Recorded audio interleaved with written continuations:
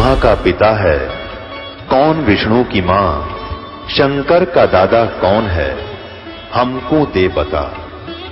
ये जानने के लिए कृपया सुनिए। जगत गुरु तत्वदर्शी संत रामपाल जी महाराज के अमृत वचन सर्व पवित्र धर्मों के पवित्र शास्त्रों के आधार पर।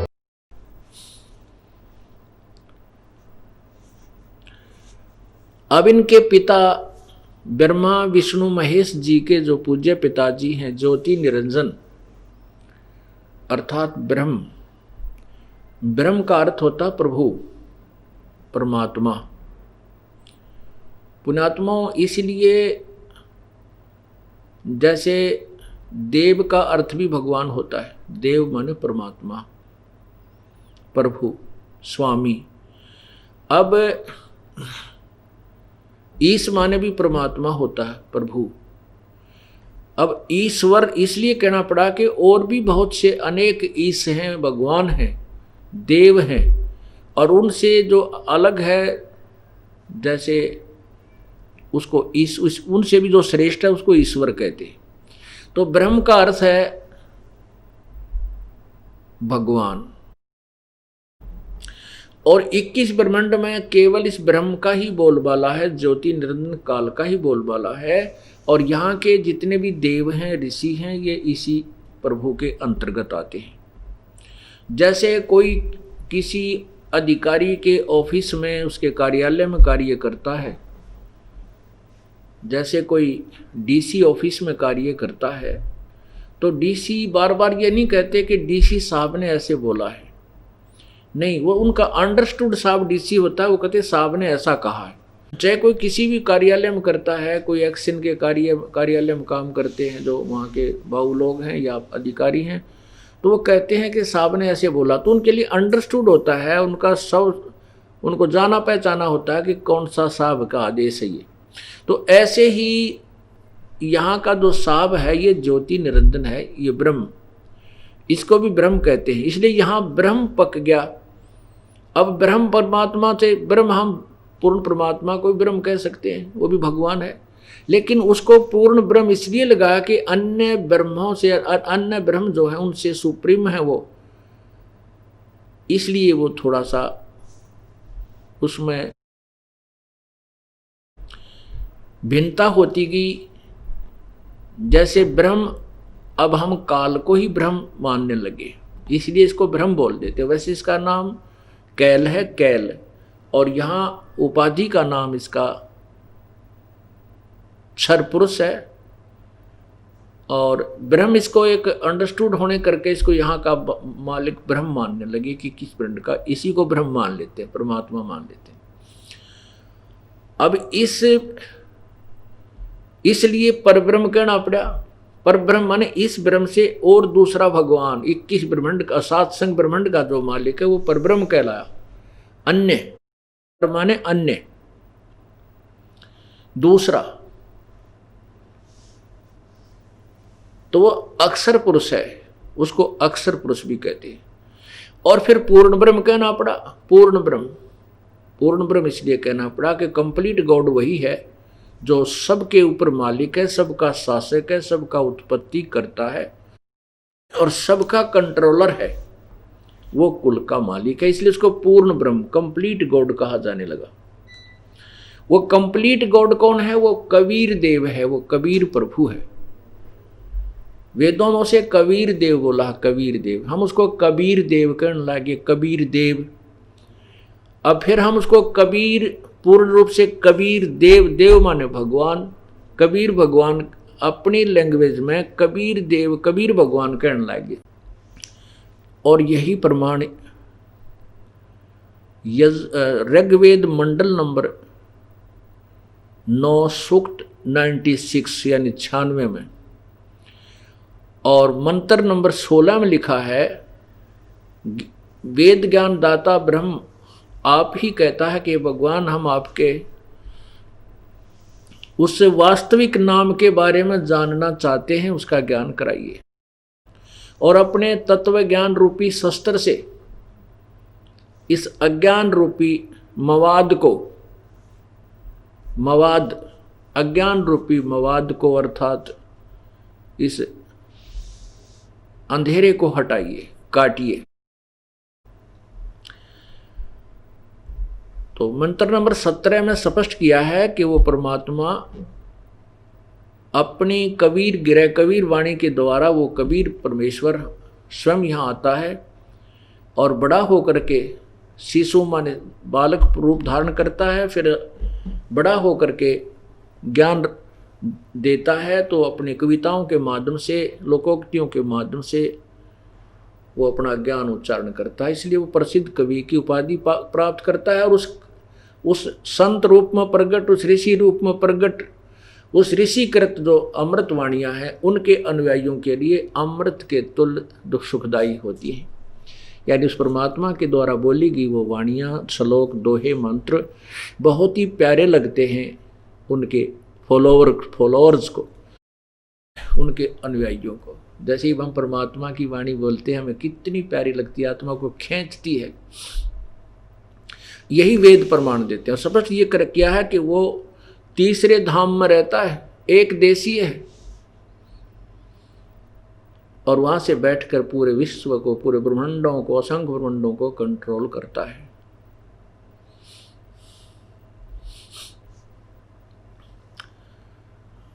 अब हम ज्योति निरंजन जो ब्रह्म है ये अविनाशी नहीं है, नाशवान है, इसको क्षर पुरुष भी बोलते हैं।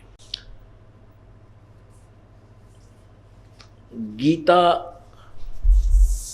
अध्याय नंबर 2 और श्लोक नंबर 12 में गीता ज्ञान दाता अर्थात ये ब्रह्म गीता बोल रहा है, जो ब्रह्मा विष्णु महेश का पिता है। ये श्री कृष्ण जी के शरीर में सूक्ष्म रूप से प्रवेश करके, जैसे प्रेत किसी दूसरे शरीर में प्रवेश करके स्वयं बोलता है, ऐसे ही ये श्री कृष्ण जी के अंदर प्रवेश करके ये काल ने या गीता जी का ज्ञान दिया, गीता जी का ज्ञान बोला। और इसमें जगह जगह आपको प्रमाणित किया जाएगा। तो ये कहता है कि अर्जुन, ये ना जान के मैं और तू और ये सभी सामने खड़े सैनिक योद्धा, अब ही वर्तमान में ही जन्म है हमारा, हम पहले भी थे, हम सब पहले भी थे, आगे भी होंगे। इससे सिद्ध हुआ कि गीता ज्ञान दाता अर्थात ये ब्रह्म ज्योति निरंजन ये नाशवान है, ये पहले भी जन्मता रहा, आगे भी जन्मता रहा। फिर गीता जी अध्याय नंबर 4 के श्लोक 5 और 9 में कहा है कि अर्जुन, तेरे और मेरे बहुत जन्म हो चुके हैं, तू नहीं जानता, मैं जानता हूं। मेरे जन्म और कर्म अलौकिक हैं। अब जन्म के बारे में तो बाद में बताऊंगा आपको, बहुत लंबी कहानी बनती है, पीछे भी बताया था पिछले सत्संगों में। और जन्म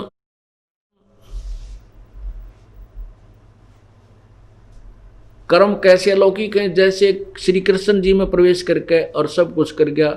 श्री कृष्ण जी ने प्रतिज्ञा की थी कि मैं सुदर्शन चक्र में कोई हथियार नहीं उठाऊंगा, और इसने हथियार भी उठाया। ये श्री कृष्ण जी ने नहीं उठाया, ये भूत की तरह, प्रेत की तरह प्रवेश करके इस ज्योति निरंजन ने हथियार भी उठाया। और वहां झूठ बोला, अश्वत्थामा मर गया, वहां झूठ बुलवाया युधिष्ठिर से, और उस घटोत्कच के पुत्र का सिर कटवाया इसी काल ने। ये कहते हैं मेरे कर्म और जन्म अलौकिक हैं, कोई नहीं समझ सकता, अलौकिक दिव्य है, ये सामने आता नहीं, ऐसे कर्म ये स्वयं करा देता है। इससे सिद्ध हो गया कि गीता ज्ञान दाता भी जन्मता और मरता है, अविनाशी नहीं है। इसका दूसरा प्रमाण गीता जी अध्याय नंबर 15 के, गीता जी अध्याय नंबर 10 के श्लोक नंबर 2 में कहा कि अर्जुन, मेरे जन्म को ये ऋषि और देवता नहीं जानते, क्योंकि ये मेरे से ही उत्पन्न हुए हैं। बिल्कुल ठीक है, क्योंकि पिता की उत्पत्ति, पिता की डेट ऑफ बर्थ को संतान नहीं बता सकती, पिता का पिता यानी दादाजी बता सकते हैं। तो उस दादाजी ने, उस पूर्ण परमात्मा ने आकर के इस ब्रह्म का ज्योति निरंजन की डेट ऑफ बर्थ, ये कब जन्म हुआ था, कि कैसे हुआ था, वो सारी बताई। सृष्टि रचना पढ़कर देखना हमारे द्वारा लिखे हुए इन पुस्तकों में। और वैसे सवसम वेद में ये है, हमने तो इसको सवसम वेद से सिंपल करके साधारण करके लिखा आपके समक्ष। तो उसमें दादा ने यानी पूर्ण परमात्मा ने, कबीर भगवान ने आकर के बताया है। इससे सिद्ध है कि ज्योति गीता ज्ञान दाता का जन्म तो हुआ है, लेकिन उसके द्वारा उत्पन्न उसकी संतान ये ऋषि देवता ब्रह्मा विष्णु महेश और ऋषि ये नहीं जानते। दो से दो ही जन्म भी होता है इसका, और ये मृत्यु भी होती है, क्योंकि स्वयं स्वीकार करता है।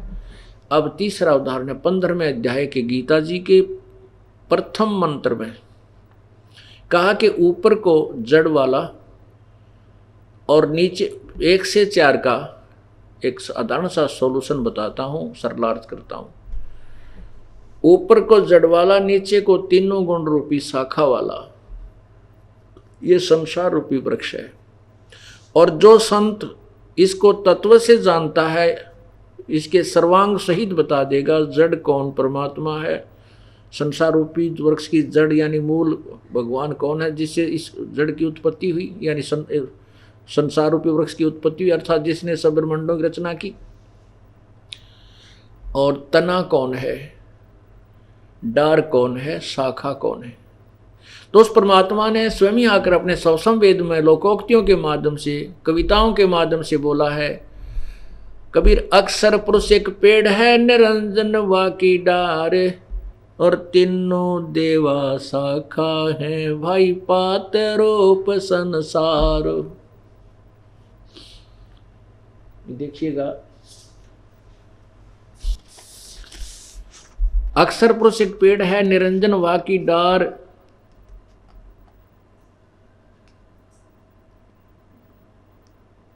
ये पूरा पेड़ देखिएगा, पूरा पेड़ देखिएगा।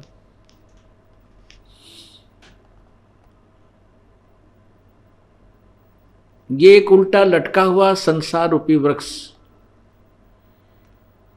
और ये जो इतना जमीन के अंदर है उससे बाहर के विषय में बताया है। अक्षर पुरुष एक पेड़ है, निरंजन वा की डार, ये अक्षर पुरुष तना जो दिखाई देता है, ये क्षर पुरुष, निरंजन ये उसकी डार है। और तीनों देवा शाखा हैं, रजगुण ब्रह्मा, सतगुण विष्णु, तम गुण शिव जी, और पात रूप संसारे। है उस कबीर परमेश्वर ने अपने द्वारा रची सृष्टि को स्वयं ही ठीक ठीक बताया है। अक्षर पुरुष एक पेड़ है, निरंजन वा की डार, और तीनों देवा शाखा हैं, ये पात रूप संसार। और अब जड़ शेष रह गई है, जड़। ये जड़ कौन है, ये दास बताएगा। अब गीता जी में लिखा है कि ऊपर को जड़ वाला और नीचे को तीनों गुण रूपी शाखा वाला, ये उल्टा लटका हुआ संसार रूपी वृक्ष है।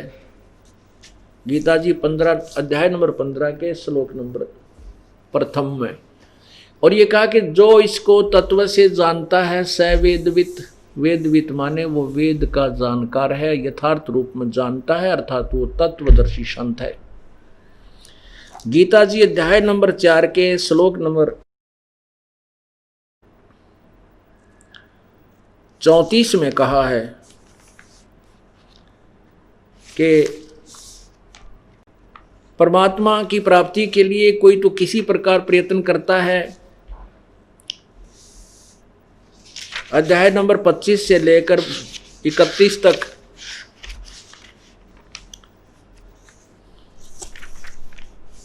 ये देखिएगा, ये पवित्र गीता जी। और इसके ये श्लोक अध्याय नंबर 4 है, और यहां देखना 25, ये देखना अध्याय नंबर श्लोक नंबर 25। दूसरे योगीजन देवताओं के पूजन रूप यज्ञ का ही भली भांति अनुष्ठान किया करते हैं। अन्य योगीजन परब्रह्म परमात्मा रूप अग्नि में ब्रह्म अग्नो यज्ञ के द्वारा ही आत्म रूप यज्ञ का हवन किया करते हैं। नीचे देखो 26 में कहा कि अन्य श्रोत्रादि समस्त इंद्रियों को संयम रूप अग्नि में हवन किया करते हैं। दूसरे शब्द आदि कहने का भाव ये है कि कोई तो किसी प्रकार कोई कान आंख मुंह बंद करके, कोई हठ योग करके, कोई देवताओं की पूजा करके परमात्मा पाने की प्रयत्न कर रहे हैं। ये नाना प्रकार की साधना करते हैं। 32 में कहा है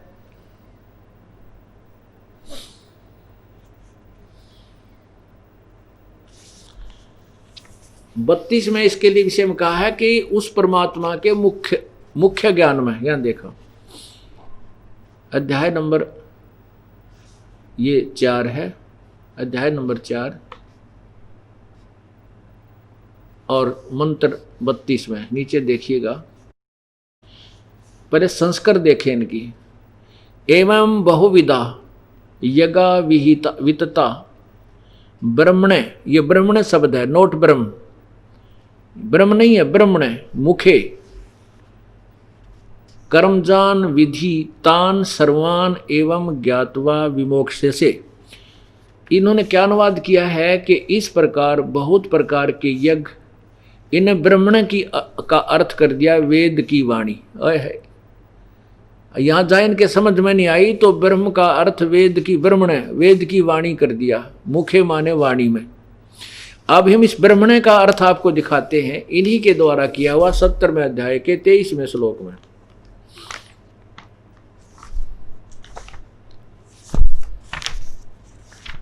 यदि हम अनुवाद करेंगे, हम अलग से करेंगे तो कोई नहीं मानेगा इस बात को। इन्हीं के द्वारा किया हुआ अनुवाद आपको दिखाते हैं। ये देखो अध्याय नंबर 17, अध्याय नंबर 17 और यहां देखो इधर, ये आ जाओ इधर 23वां श्लोक में। ओम तत्सत इति निर्देश ब्रह्मण त्रिविध समर्थ ब्राह्मणा तेन वेदा च यगा च विहिता पुरा। ये ब्रह्मण शब्द है। यहां देखना उन्होंने क्या अनुवाद किया है नीचे। ओम तत्सत, ऐसा ये 3 प्रकार का। ब्रह्मण माने सच्चिदानंद घन ब्रह्म का, ब्रह्मण माने सच्चिदानंद घन ब्रह्म, यानी उस सच्चिदानंद घन ब्रह्म। यहां भी हम इसको सच्चिदानंद घन ब्रह्म लिखे, अपने आप सोच लें। अंडरस्टूड हो गया तो ये देखिएगा। इन्होंने तो अनरस कर दिया क्योंकि इनको ज्ञान नहीं था अनुवादकर्ताओं को। ये चौथे अध्याय का 32वां देखिएगा। हम यह लिखेंगे इस प्रकार बहुत तरह के यज्ञ यहां ब्रह्मण माने सच्चिदानंद घन ब्रह्म की वाणी में, है उस पूर्ण परमात्मा के वाणी में अर्थात मुख्य ज्ञान में, उन्हीं के मुखे, उन्हीं के मुख्य मुखारविंद से उच्चारित, यानी सवसम वेद में कबीर वाणी में विस्तार से कहे गए हैं। उस पूर्ण परमात्मा के पाने की बहुत सी विधि। ये देखो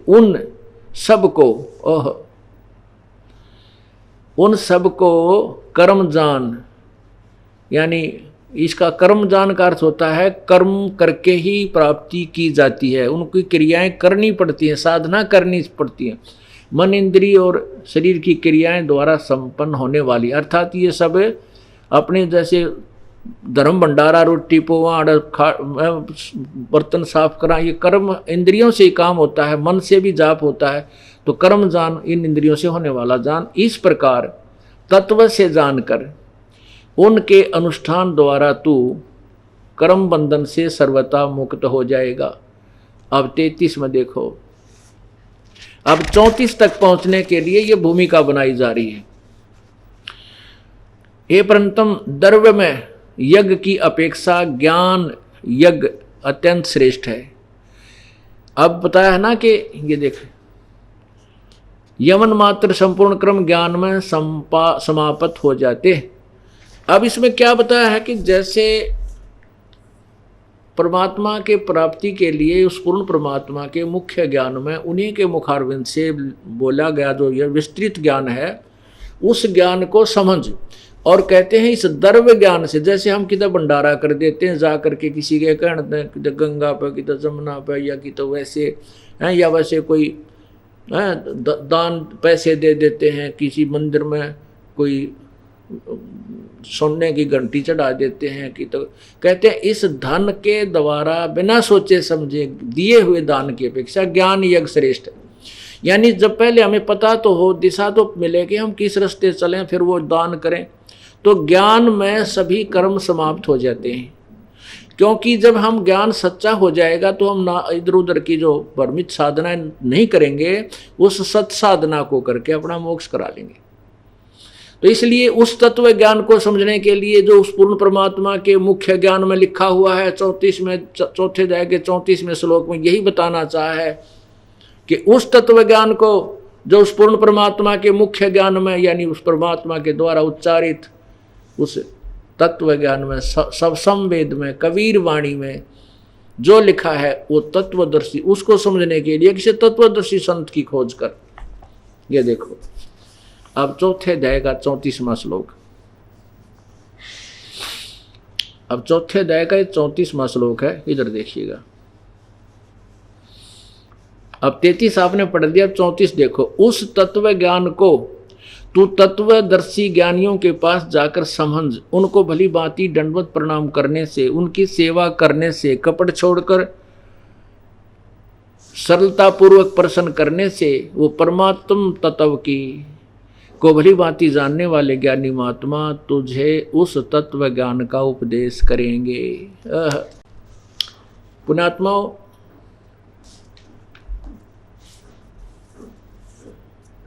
इसी सत्संग रूपी जो पीरियड है, सत्संग रूपी जो लेक्चर आपको दिए जाते हैं, इन भाषणों, इन प्रवचनों में पहली कक्षा के भी बालक होते हैं, द्वितीय के भी होते हैं। एक सामूहिक सत्संग स्थल है, ये सामूहिक ज्ञान केंद्र है। इसमें एक ही समय में सभी को पढ़ाया जाता है। तो हम जब बाईपास चलते हैं, शॉर्टकट चलते हैं, तो केवल चौथे अध्याय का 34वां श्लोक ही कहकर छोड़ देते हैं, क्योंकि स्टार्ट के लिए हमें इतना ही काफ़ी होता है। अब धीरे धीरे आपकी बुद्धि बहुत कैच करने लग जाती है, बच्चा उच्च क्लासेज में हो जाता है, कक्षाओं में, तो उसको फिर आगे अधिक ज्ञान बताया जाता है।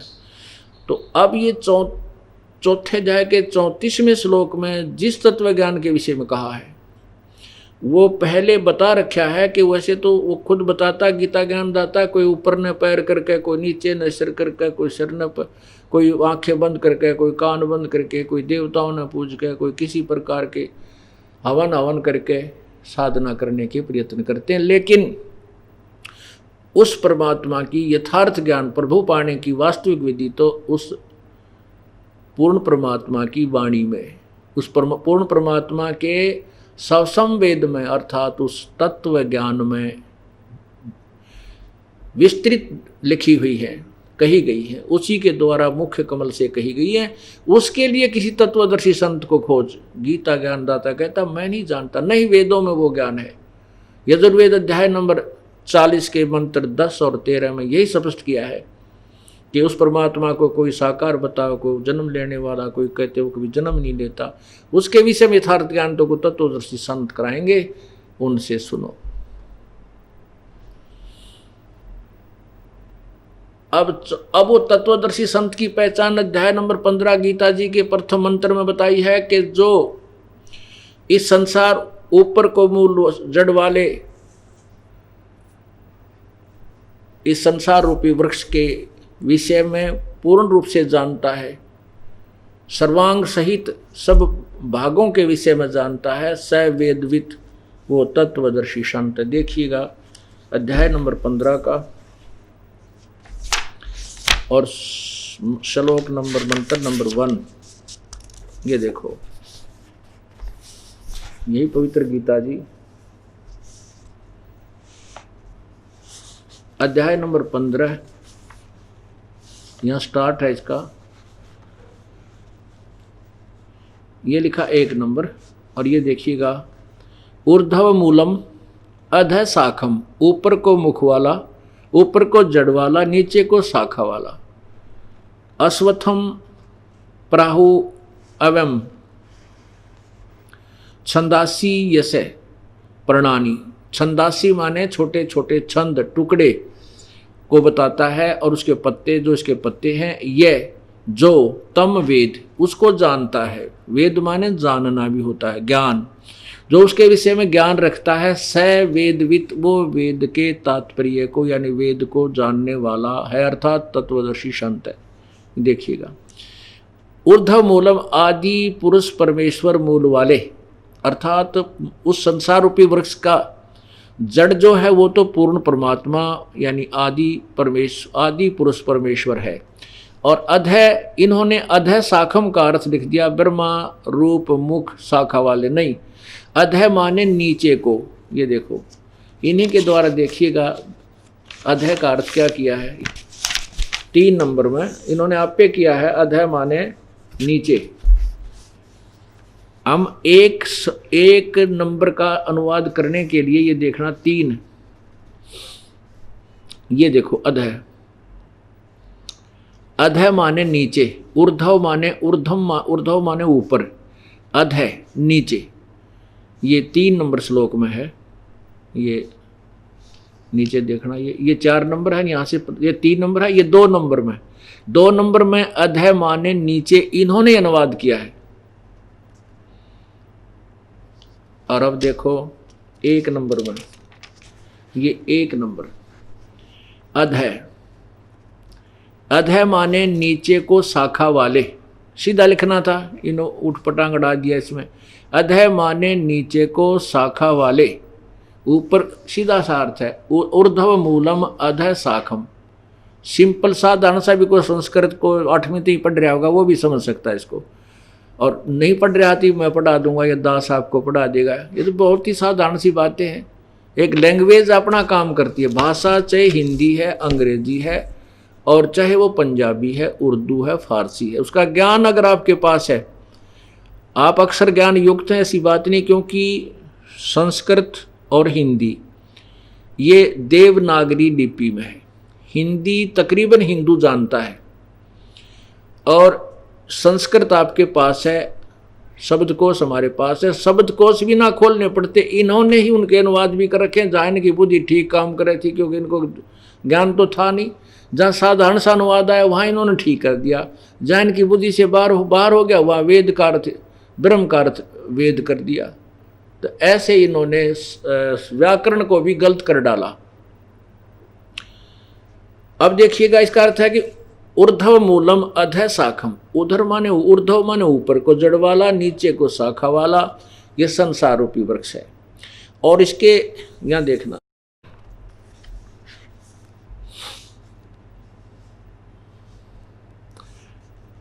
नीचे ऊपर को आदि पुरुष परमेश्वर मूल वाले, नीचे को शाखा वाले। ये नीचे को शाखा पढ़ना, इसको आगे देखो।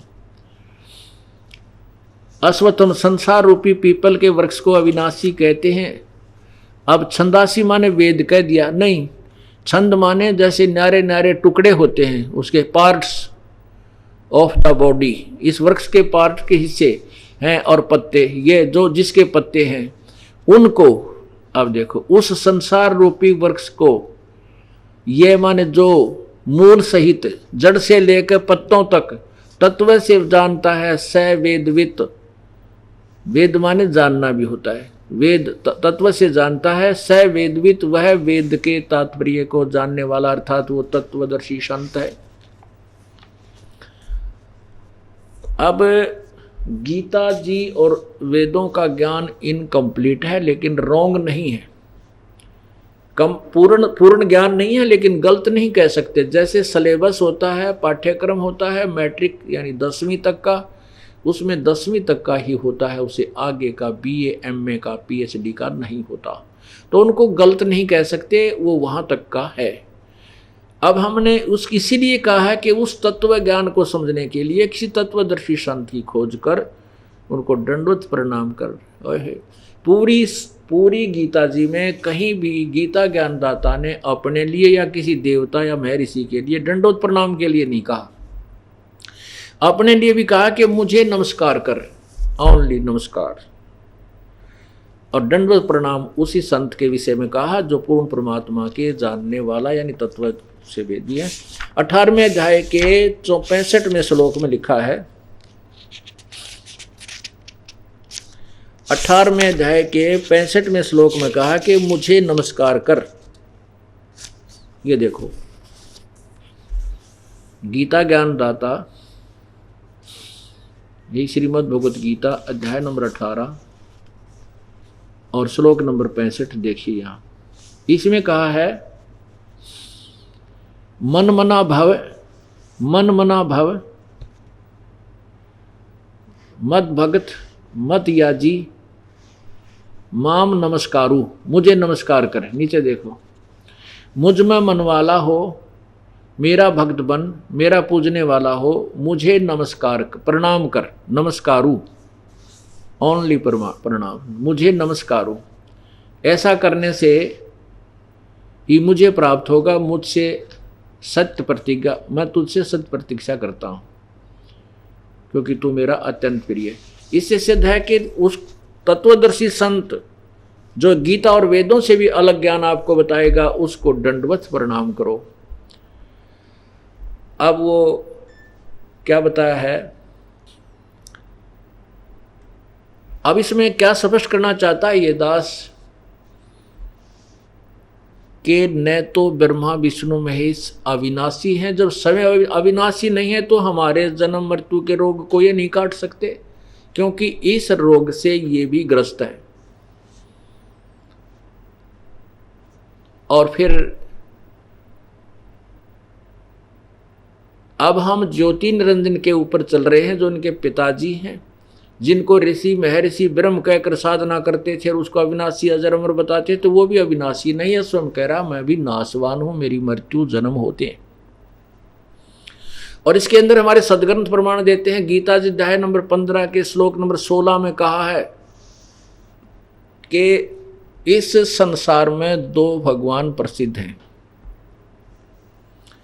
एक क्षर पुरुष ये ब्रह्म है, अक्षर पुरुष ये परब्रह्म है।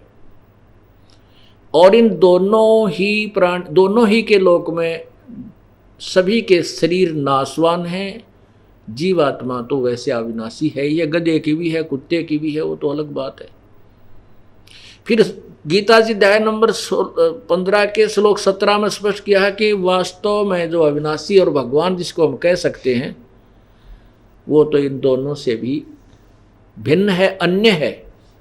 उत्तम पुरुष तु अन्य परमात्मा इति उदाहरते। वो उत्तम पुरुष,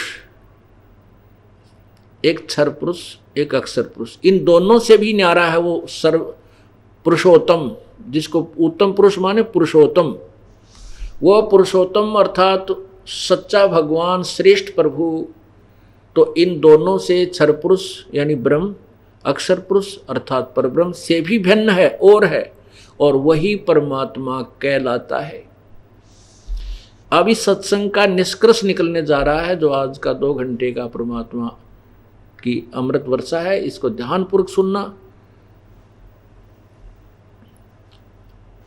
इसमें क्या बताया है कि वही परमात्मा कहलाता है। क्षर पुरुष ब्रह्म भी भगवान नहीं, परमात्मा नहीं है। भगवान का अर्थ है तो जो हमें भोगने योग्य वस्तुएं दे, जैसे खान पान या ठाठ बाट, और फिर हमें दुख ना दे, केवल सुख दे, दुख नहीं देता, वो परमात्मा कहलाता है। वो श्रेष्ठ आत्मा, परमात्मा माने श्रेष्ठ आत्मा, पुरुषोत्तम, वही वास्तव में होता है।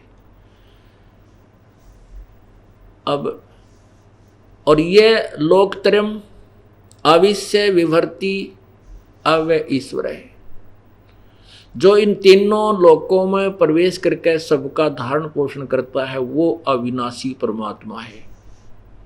वास्तव में अविनाशी वो है। जैसे जड़ से खुराक चलती है वृक्ष को, मूल से खुराक चलती है, तना में आई, तना से डार में, डार से फिर शाखाओं में, शाखाओं से फिर पत्तों में आई। अब वो मूल रूपी जो परमात्मा है वो कौन है? वो परम अक्षर ब्रह्म है। गीता जी अध्याय नंबर 8 के मंत्र नंबर 1 में गीता अर्जुन ने प्रश्न किया कि प्रभु आपने जो गीता जी अध्याय नंबर 7 के श्लोक नंबर 29 में कहा है कि उस तत्ब्रह्म को और पूरे अखिल यानी सारे ज्ञान आध्यात्मिक ज्ञान को और मुझे समझने के बाद मेरे आश्रित होकर के जो इस ज्ञान को समझ लेता है, तत्वदर्शी संत की खोज कर लेता है, तत्व ज्ञान से परिचित हो जाता है, फिर वो भक्त इस संसार की किसी भी वस्तु की इच्छा नहीं करता। वो केवल जरा मरण से छूटने का ही प्रयत्न करता है, उसी छूटने की ही कोशिश करता है। तो वो तत्ब्रह्म कौन है, मुझे उसके बारे में जानकारी बताइए। 8वें अध्याय के प्रथम मंत्र में श्लोक में कहा है गीता जी में कि वो किम तत्ब्रह्म, वो कौन है? फिर वो तत्ब्रह्म जो 7वें अध्याय के 29 में जिसकी इसे मैं आपने बताया। 8वें अध्याय के 3रे मंत्र में कहा कि वो परम अक्षर ब्रह्म है।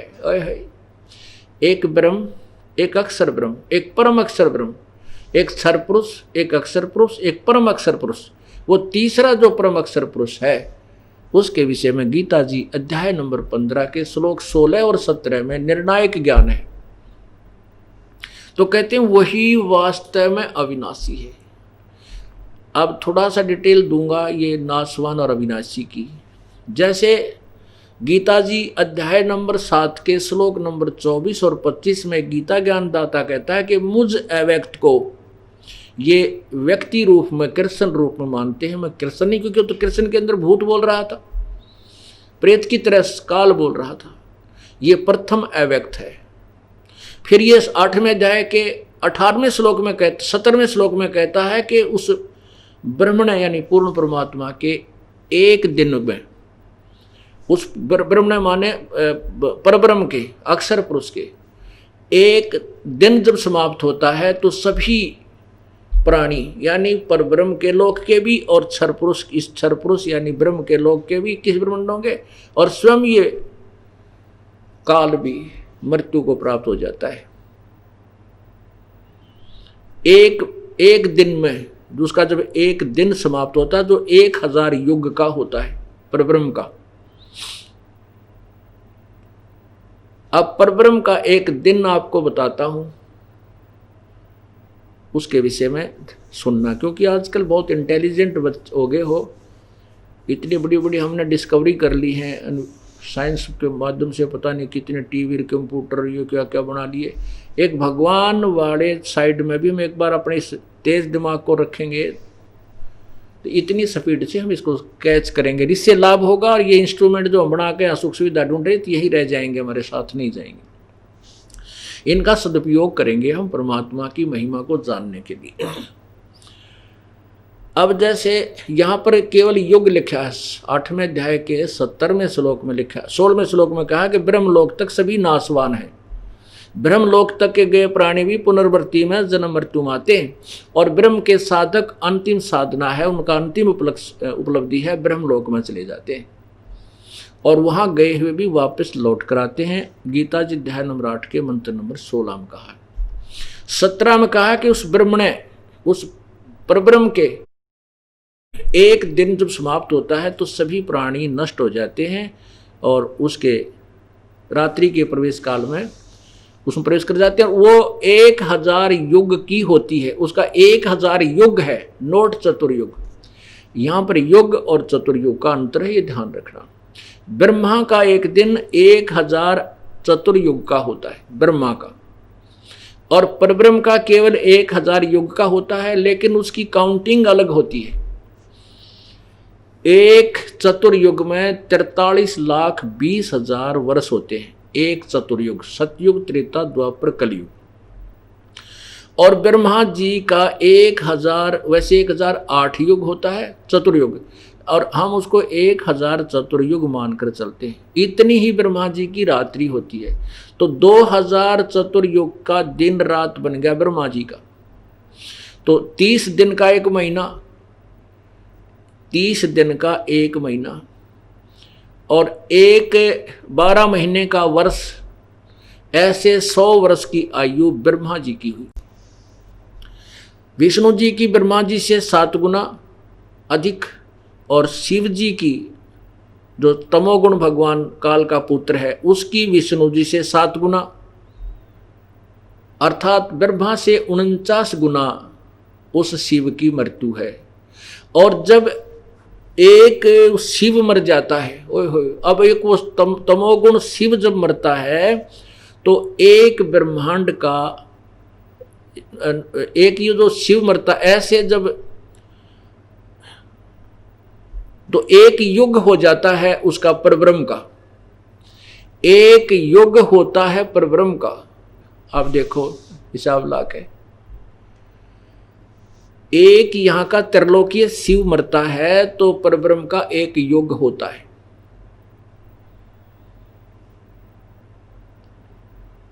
और फिर एक युग जब होता है, ऐसे 70,000 जब ये शिव मर जाते हैं, जब ये 70,000 शिव मर जाते हैं तब एक युग काल मरता है।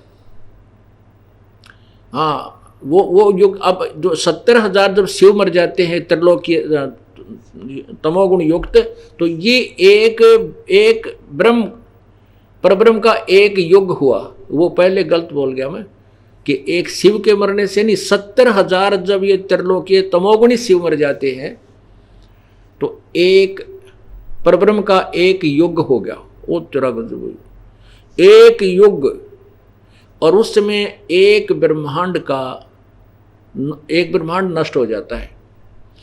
और ये शिव जो तो काल है, ज्योति निरंजन, ये भी अपना शरीर त्याग देता है। एक सिद्धि बहुचोल्लेधार है, एक सिद्धि है इसके पास जो ये इस शरीर को छोड़ देता है, ये दूसरे ब्रह्मांड में चला जाता है, सभी प्राणियों को ले जाता है और वहां फिर दुर्गा और प्रकृति से इसी प्रकार अपने पुत्र उत्पन्न करता है, फिर आगे सृष्टि शुरू कर देता है। ऐसे जब 1000 युग जब हो जाते हैं, 1000 युग जब हो जाते ऐसे ऐसे इतनी लंबी इतने पीरियड के, तो तब 21 ब्रह्मांड काल के और 7 संग ब्रह्मांड उस परब्रह्म के सभी प्राणी नष्ट हो जाते हैं, मर जाते हैं। वो परब्रह्म का एक दिन समाप्त हो गया, रात्रि प्रारंभ होगी। 1000 उस युग की ही इतनी रात्रि उस परब्रह्म की हुई। ओए होए, ऐसे फिर एक 2 दिन रात का एक 30 यानी 30 दिन रात का एक महीना हुआ परब्रह्म का, और 12 महीने का एक वर्ष हुआ परब्रह्म का, और 100 वर्ष की आयु उस परब्रह्म की है। यानी वो परब्रह्म भी मरेगा। अब हिसाब ला के देखना कि ब्रह्मा जी का एक चतुर्युग 43,20,20,000 वर्ष हमारे वर्ष, और उनके वर्ष कितने होते हैं। और फिर 70,000 जब त्रिलोकीय शिव मर जाते हैं तब एक युग हुआ परब्रह्म का, वो तरह।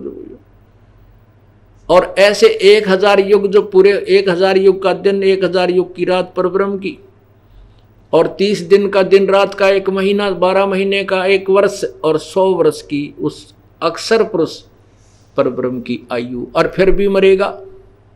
इसलिए इसको भी अक्षर पुरुष कह दिया। अक्षर का अर्थ होता अविनाशी और क्षर का होता नाशवान। इसको अविनाशी बता दिया क्योंकि बहुत लंबा समय है इसकी मृत्यु का, लेकिन मृत्यु अवश्य है। एती उम्र बुलंद मरेगा अंतरे, सतगुरु लगे न कान न भेंटे वो संतरे। वो संत, वो तत्वदर्शी संत नहीं मिले, सतगुरु नहीं मिला, इस करके इतनी लंबी आयु भी अगर हो जाएगी तो भी मृत्यु होगी। अब गीता जी अध्याय नंबर 8 के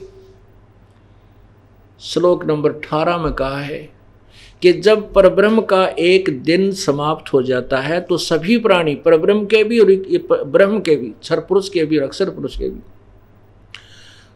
उस परब्रह्म के लोक में समा जाते हैं। और जब दिन प्रारंभ होता है फिर वहां से सभी प्रकट होते हैं उस अव्यक्त से। उसको अव्यक्त कहा है। अब 18वें अध्याय के 20 और 21 में कहा है कि इस अव्यक्त से भी जो अव्यक्त है, वो दूसरा जो अव्यक्त भाव है, वो सभी प्राणियों के नष्ट होने पर भी कभी नष्ट नहीं होता, वो वास्तव में अविनाशी है। अब 15वें अध्याय के 16 और 17 श्लोक को अब समर्थन दे रहा है 8वें अध्याय का 20, 18 और 20।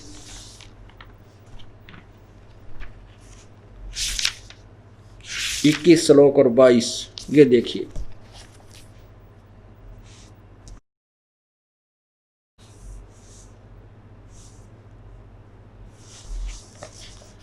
ये 8वां अध्याय। अब 8वें अध्याय के हम पहले 16 देखते हैं। देखो 8वें अध्याय का ये 16 पढ़ते हैं। 16 यहां लिखा है, हे अर्जुन, ब्रह्मलोक पर्यंत, ये ब्रह्मलोक पर्यंत सब लोग पुनर्वर्ती में हैं। यानी ब्रह्मलोक तक सभी पुनर्वर्ती यानी दोबारा आने जाने में हैं। इन्होंने इसका अनुवाद गलत किया है, किंतु एक कुंती पुत्र मुझको प्राप्त होकर पुनर्जन्म नहीं होता, ऐसा नहीं है इसका अर्थ। अगर ऐसा एक गीता ज्ञानदाता कहता तो पहले अपने बारे में ये नहीं कहता कि मेरे तेरे बहुत जन्म हो चुके हैं। और दूसरे अध्याय के 17वें श्लोक में लिखा कि अविनाशी तो उसको जान जिसको मारने में कोई समर्थ नहीं है। और अब 17वें श्लोक में लिखा है, ये 17वां अध्याय है ना, 8वें अध्याय का 17वां श्लोक, ये अध्याय नंबर 8 का नीचे देखो, ये 16, ये 17वां है। इसका अनुवाद यहां किया है। इसमें क्या कहा कि ब्रह्मण, इन्होंने ब्रह्मण का अर्थ ब्रह्मा कर दिया, जबकि ब्रह्मण का अर्थ है सच्चिदानंद घन। यानी वैसे ब्रह्मण का अर्थ होता नेक्स्ट परमात्मा, नेक्स्ट, उससे अलग बड़ा भगवान। ब्रह्मण का अर्थ होता बड़ा भगवान, ब्रह्म से बड़े भगवान का जो एक दिन है पर ब्रह्म का। वो ये देखा, हिंदी देखो, सेंसर युग पर्यंत है, नोट सेंसर चतुर्युग नहीं है इसमें, सहस्र युग यानी 1000 युग लिखना, नोट चतुर्युगी। केवल 1000 युग की अवधि वाली रात्रि को और 1000 युग अवधि यहां देखना, फिर दोबारा देखना, यह देखना, ब्रह्म यानी परब्रह्म का, या ब्रह्म माने परब्रह्म का जो एक दिन है उसको 1000 युग, संस्कृत स्पष्ट है, 1000 युग पर्यंतम, 1000 युग की अवधि वाला। और रात्रि को भी 1000 युग, युग ही लिखना, सहस्र युग है यहाँ पर, अवधि वाली जो पुरुष तत्व से जानता है वह योगीजन काल के तत्व को जानने वाला। यानी वो भी तत्वदर्शी संत ही बताएगा इसके विषय में। नीचे देखो 18वां श्लोक में कि सर्व संपूर्ण प्राणी, संपूर्ण भूतगण, प्राणी होता है यहाँ के ब्रह्मानी परब्रह्म के दिन के प्रवेश काल में अव्यक्त से अर्थात परब्रह्म के सूक्ष्म शरीर से उत्पन्न, ये परब्रह्म मानना हमने, ब्रह्मानी सूक्ष्म से उत्पन्न होते हैं। और यहां देखना, और परब्रह्म की रात्रि के प्रवेश काल में उस अव्यक्त नामक परब्रह्म के सूक्ष्म शरीर में लीन हो जाती है। इन्होंने ब्रह्मा लिखा है, ये परब्रह्म है। आगे देख, इसका आगे निर्णय होगा, यहां देखना, यहां देखो,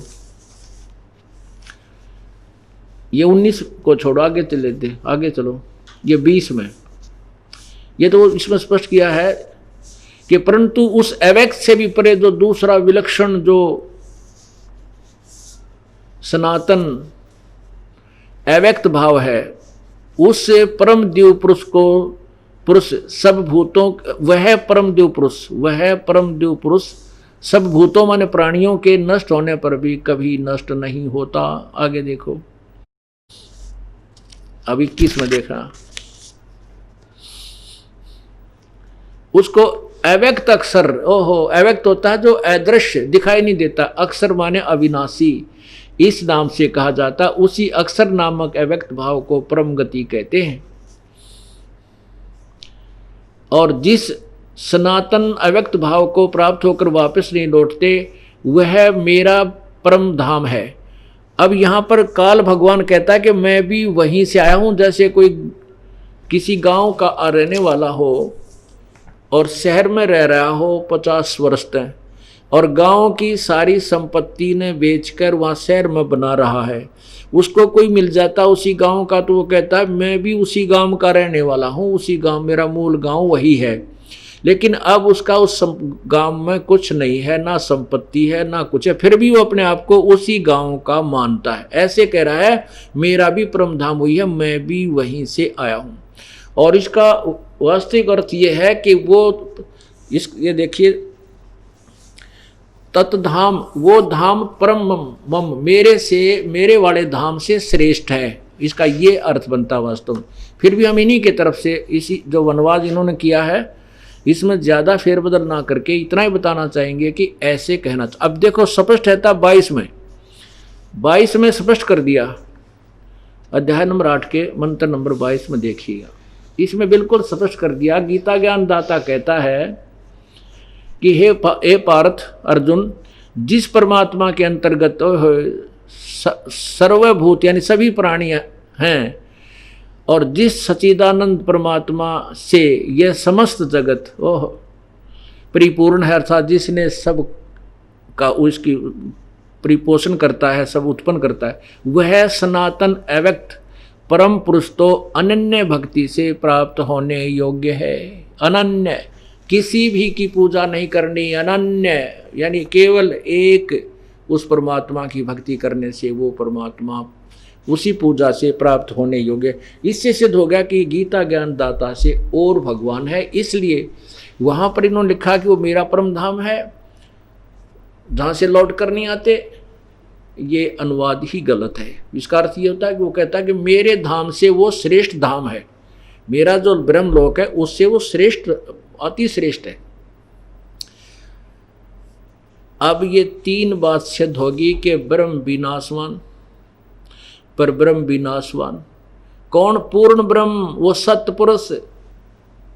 अव्यक्त का अर्थ होता है जो वस्तु विद्यमान है लेकिन हमारी दृष्टि से पार है। जैसे बादल छाए हों उसमें सूर्य अव्यक्त हो जाता है, हमें दिखाई नहीं देता लेकिन वो विद्यमान है, बादलों के पार है। ऐसे ही वो परमात्मा सत्यलोक में है। और सभी भगवान, जैसे ब्रह्म भी अव्यक्त है और परब्रह्म भी अव्यक्त है, क्योंकि 7वें अध्याय के 24-25 में ये गीता ज्ञान दाता कहता मुझ अव्यक्त को ये व्यक्त मान रहे हैं, मैं गुप्त रहता हूँ, अपनी योग माया से छुपा रहता हूँ। इसे सिद्ध है कि साकार है लेकिन प्रत्यक्ष नहीं होता, गुप्त रहता है, योग माया से अपनी शक्ति से, सिद्धि शक्ति से छुपा रहता है। और दूसरा और तीसरा अव्यक्त आपको 8वें अध्याय के 18 से 22 तक स्पष्ट हो गया। 3 अव्यक्त हो गए, 3 भगवान हुए, एक क्षर पुरुष, एक अक्षर पुरुष, एक परम अक्षर पुरुष।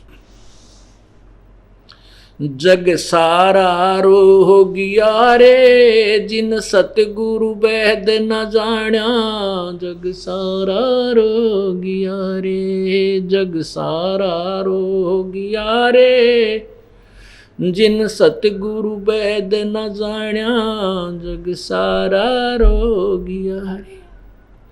भाई जन्म मरण का रोग लगा है या तृष्णा बडरी खांसी, जन्म मरण का रोग लगा है तृष्णा बडरी खांसी।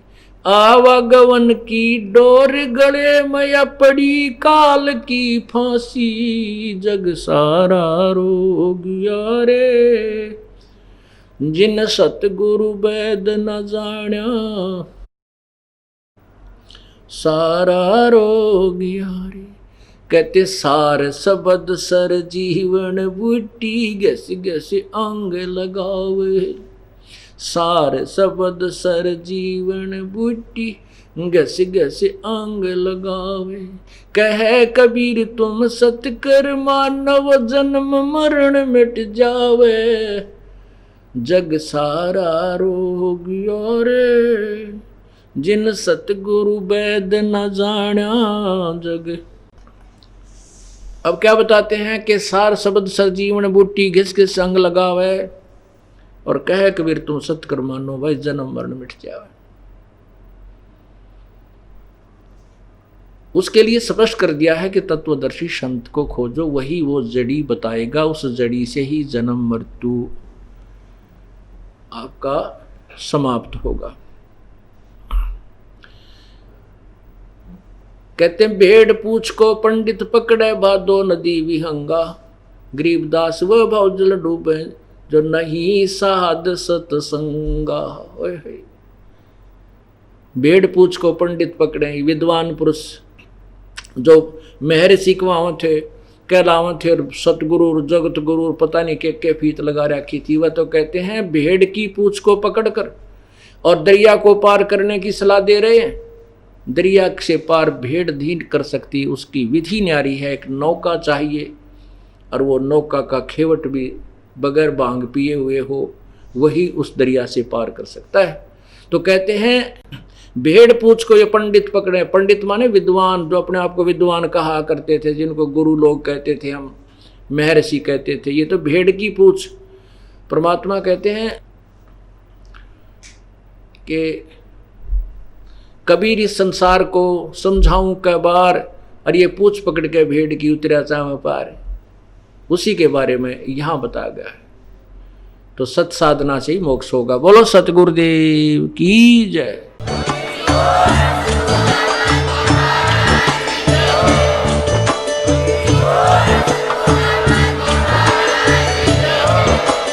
आप सुन रहे थे जगत गुरु तत्वदर्शी संत रामपाल जी महाराज जी के मंगल प्रवचन। अधिक जानकारी के लिए विजिट कीजिए हमारी वेबसाइट www.jagatgururampalji.org। संत रामपाल जी महाराज जी के शुभ आशीर्वाद से पूरे विश्व भर में 500 से भी ज्यादा नाम दीक्षा केंद्र हैं, जिन पर संत रामपाल जी महाराज जी द्वारा ऑनलाइन निशुल्क नाम दीक्षा दी जा रही है। अपने नजदीकी नाम दीक्षा केंद्र का पता करने के लिए संपर्क करें 8222880541।